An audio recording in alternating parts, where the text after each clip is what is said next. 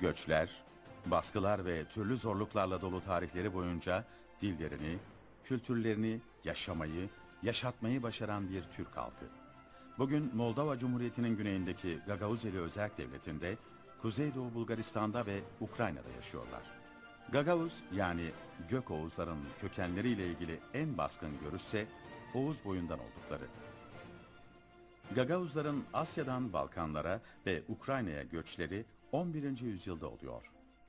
Balkanlarda Hristiyanlıkla tanışıyor ve mezhep olarak da Ortodoksluğu seçiyorlar çoğunlukla. Bulgar baskısı nedeniyle 18. yüzyılın sonlarında bu kez de Rusya'ya göçüyor Gagavuzlar. 19. yüzyılın başındaki Osmanlı-Rus savaşları da Bulgaristan'dan Moldova'ya göç etmelerine temel oluşturuyor. Rus, Romen ve Sovyet yönetiminde kalan Gagavuzların dilleri Slav ve Romen dillerinin etkisinde kalsa da Gagavuz dili Anadolu Türkçesine yakın bir Türkçe. Gagavuzlar 23 Aralık 1994'ten beri Moldova Cumhuriyeti'nin güneyinde Gagavuzeli adında özerk bir yönetime sahipler. Buradaki Deli Orman Türkleri, Asparut Bulgarları da denilen Gagavuzların sayısı 200 bin kadar. Osmanlı döneminde Osmanlı İmparatorluğu sınırı içerisinde yer alan Gagavuzların Türkiye ile sıkı ilişkileri günümüzde de sürüyor. Gagavuzca'da Türkiye desteğiyle gerçekleştirilen ve hala yürütülen çok sayıda proje var.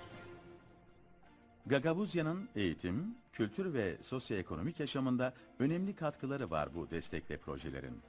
Geçtiğimiz günlerde başkent Komrat'ta üçüncüsü düzenlenen Dünya Gagavuzları Kongresi ise tüm dünyadaki Gagavuzların sorunlarının çözümünde önemli bir gelişme.